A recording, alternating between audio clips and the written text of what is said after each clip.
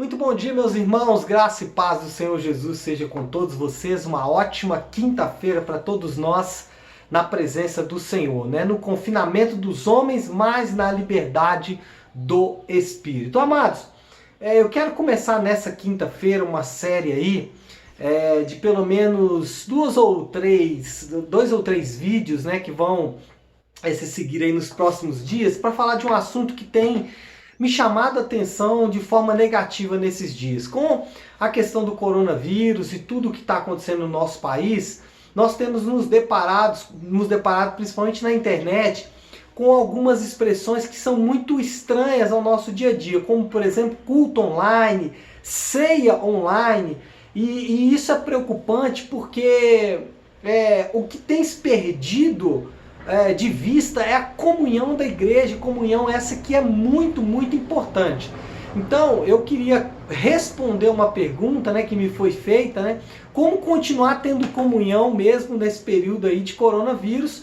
Eu vou responder essa pergunta fazendo uma série de vídeos em defesa da igreja, como igreja local, como corpo de irmãos locais, né, como corpo de pessoas que comungam ali na mesma igreja, também fazendo uma defesa obviamente dessa comunhão da igreja. Bom, eu extraí, né, um artigo, eu vou depois colocar no grupo da igreja, do site 9 Marcas, de um livro que é o que é uma igreja saudável. E nesse artigo o autor diz o seguinte: a igreja não é uma família disfuncional, cujos membros não conhecem uns aos outros, mas a igreja é uma comunhão. Irmãos, se perdemos de vista que a igreja é uma comunhão, e se perdemos de vista o que significa esta comunhão, nós vamos em muito confundir o próprio papel da igreja local.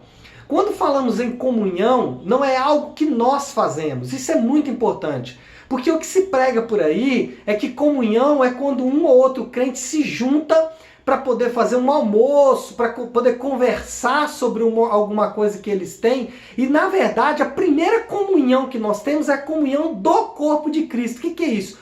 Todos fazemos parte do mesmo corpo de Cristo, então nós comungamos o lugar que nós estamos, que chama-se corpo de Cristo. E em grande medida, aliás, em grande medida não, em todos os sentidos, a comunhão do corpo de Cristo não é algo que nós fazemos, é uma obra do próprio Cristo. Então, quando a gente defende comunhão, a gente não defende algo que nós estamos fazendo. Nós defendemos algo que foi feito por nós através da obra e da pessoa de Jesus Cristo. Então, quando a gente diz o que é ser um cristão, nós certamente vamos entrar na conversa de igreja, porque ser cristão, ou seja, ser alvo da obra de Cristo, é fazer parte da igreja. Porque o próprio Jesus usou várias metáforas para se referir a isso. Jesus mesmo usou o corpo de Cristo, Jesus usou lavoura, Jesus usou edifício, quando eu falo Jesus, eu estou dizendo os autores do Novo Testamento, inspirados pelo Espírito Santo, eles usaram essas metáforas para se referir à igreja. Portanto, amados, quando a gente fala de igreja, quando a gente fala de comunhão, nós não estamos falando somente de algo que nós fazemos. Nós estamos falando que ser cristão é participar dessas metáforas como corpo de Cristo, como família de Deus, como lavoura de Deus, como edifício de Deus. Então, o Novo Testamento nunca retrata o cristão como alguém que existe fora da comunhão da igreja.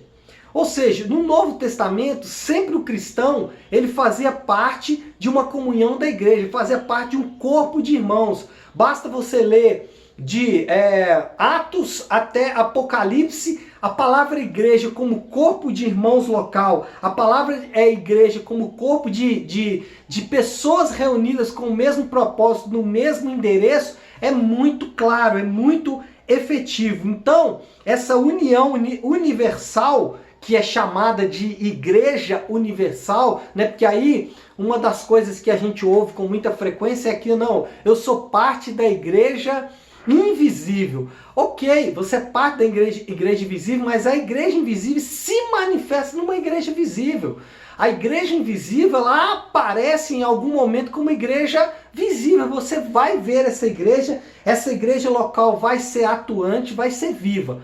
Então o que nós estamos defendendo aqui? Dois pontos iniciais. Primeiro, que essa comunhão ela é estabelecida por Cristo, o motivo dela existir é a própria obra de Cristo, então não é algo que nós fazemos. Segundo, essa comunhão se manifesta em uma reunião local de pessoas. Esse corpo invisível se manifesta em um corpo visível. E aí nós vamos finalizar esse primeiro vídeo usando aqui algumas referências que são ditas no Novo Testamento como igreja. Por exemplo, Paulo, ele vai dizer o seguinte: a igreja de Deus que está em Corinto. Então o que ele está querendo dizer?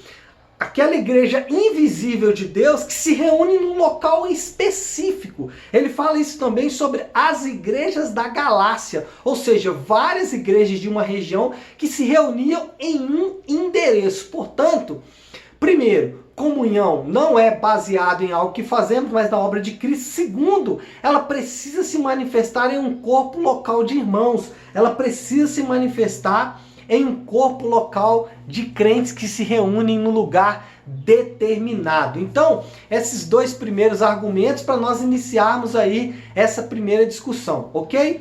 Primeiro, Jesus é que estabelece essa comunhão. Segundo, essa comunhão que é invisível se manifesta em uma comunhão visível. Amanhã nós vamos dar sequência nesse assunto, falando um pouco mais sobre como conciliar a comunhão do corpo de Cristo com esse período online, tá bom? Que Deus abençoe vocês, nos vemos amanhã.